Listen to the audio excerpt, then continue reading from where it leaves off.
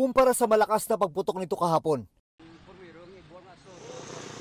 Tila mas tahimik ngayon ang Bulkang Kanlaon. Pero hindi raw ibig sabihin tapos na ang problema. Dahil may mga senyales ng posibleng magmatic o major eruption sa mga susunod na linggo. Sa ating pong analysis ay talaga pong naghahanda na ng magmatic eruption ng Kanlaon. Ang tanong lamang po ay kailan at papano at gaano lakas o gaano katindi ang pagputok.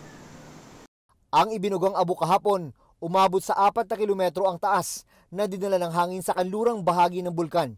Tinamaan ng ashfall ang mga bayan sa Negros Occidental, gaya ng La Carlota City, Bago City, La Castellana at Murcia. Ang bumagsak na abo sa lupa ayon sa FIVOX, tinangay daw ng hangin at tumawid ng dagat sa Guimaras, Iloilo at Antique. Nakataas pa rin ngayon ang Alert Level 3.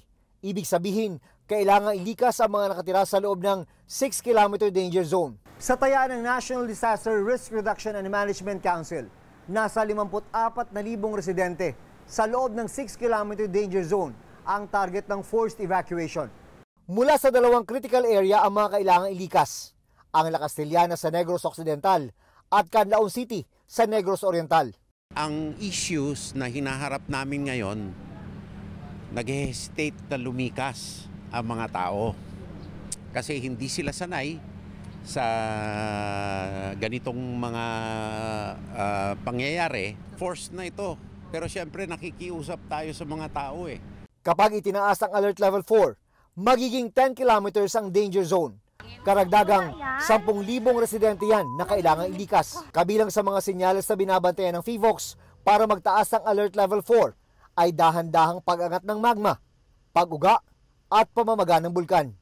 Pag nagkaganon, posible na talaga ang major eruption kung saan maaaring umabot sa 10 kilometro ang taas ng ibubugang abo at ang napakadelikadong pyroclastic density current ay maaaring umagos hanggang mahigit 6 na kilometro ang layo. Sa Alert Level 4, dapat po lahat po ng maaring maapektuhan ng worst case scenario eruption ay naka-evacuate na.